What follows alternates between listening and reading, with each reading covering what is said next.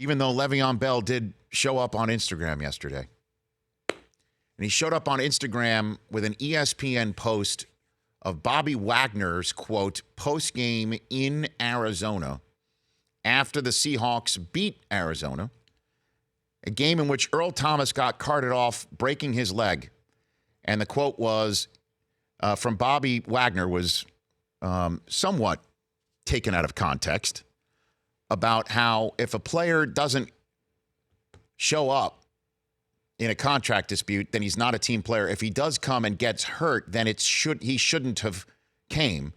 And then the final part of the quote, if I was him, I'd be pissed off. You see the ... That was later on when he was referring to Earl Thomas should be pissed off because he got hurt the way he got hurt.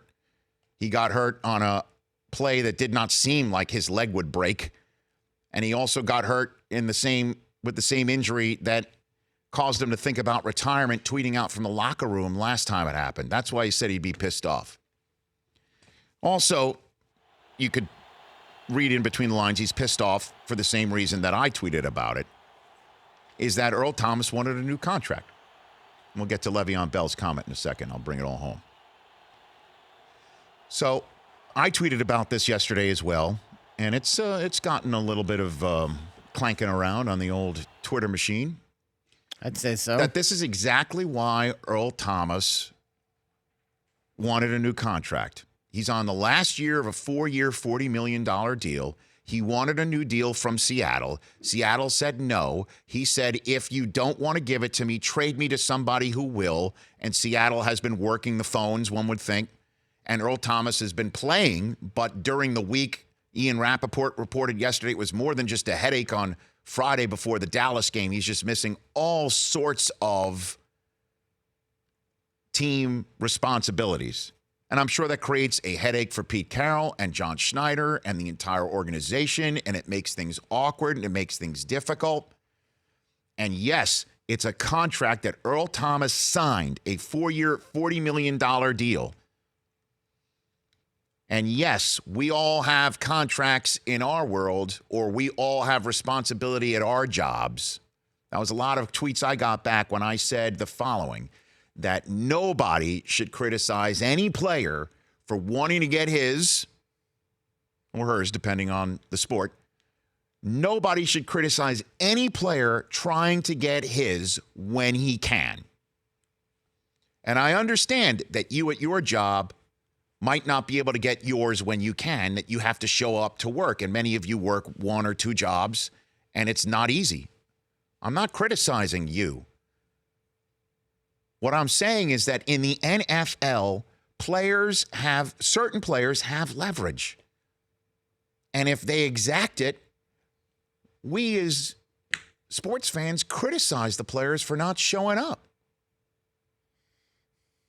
And I say to those who criticize players for not showing up that you're not a team player. In all honesty, who are you to say?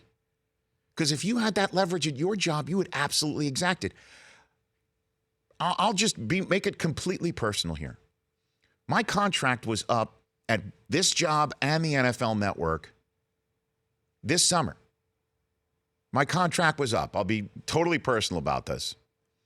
I wanted to get mine. We all want to get ours. Everybody wants to. But what I did not have the option to do is tell the NFL Network, I'm not showing up to the Hall of Fame. I'm not going to show up for any responsibilities that I'm contractually obligated to until you sign me. Because my business doesn't work that way. Doesn't work that way. And it would make me toxic to any other employer to hire me because they have the leverage on everybody in our business. They really do. There's not a single one in our business. If Al Michaels wanted a new contract at NBC and they weren't going to give it to him, he couldn't say, hey, Sunday night in Houston this week, Cowboys, Texans, I'm not showing. He could, but that's just not the way the business works. In the NFL, players have that ability to do it. Jimmy Butler is doing that in the NBA right now. And remarkably, in the NBA, players get their way a lot more than the NFL. Khalil Mack got the trade that he was looking for because he didn't show up. And I'm sure there were a lot of Raider fans that thought, well, he's not a team player. He got his. Boy, did he get his. He tried. Others have tried and didn't work. Le'Veon Bell put at the bottom of the Instagram post of the quote from Bobby Wagner, SMH, shaking my head, right? Is that what the kids call, right? Correct. Exactly. Get right, bro, at Earl. I'll continue to be the quote-unquote bad guy for all of us. Now, Bad guy, huh? well, he's a bad guy because the Steelers fans are like, you're not showing up. We stood by you when you had your knee injury. We stood by you when you were busted for weed. We stood by you. Now you're leaving us in the lurch. And look at us. We're 1-2-1, even though he doesn't play defense. But the Steelers, when they show up with Le'Veon Bell in that offense, they feel and know, and we sitting and watching the game know you're better at offense than most every team. And it wears down a defense. It really, really does. In a way that James Conner doesn't wear down the defense. Would that have changed last night's result? Maybe. Maybe. Would it have changed any of the results this year? I think it would have changed the tie in Cleveland. I think. Probably. But we don't know for sure. But in a way, this is apples and oranges because Le'Veon Bell can't hold out for more money right now. He can't hold out for more money right now. The contract situation for him is a franchise tender. He is not allowed to talk long-term contract with the Steelers. If he came in today, he couldn't do it till next year. If he gets the trade that he's looking for, he couldn't do that with his new team either. And any new team that might try to trade for him this month has to wonder, who are we getting if this guy only wants to save his tire tread for a long-term relationship? Who are we getting? Why should we give the Steelers anything more? Why should we give Le'Veon Bell the benefit of the doubt when we don't know? That's what he's negotiating. And that's the risk for him. But he's doing what he thinks he needs to do for himself. And we as fans should understand that.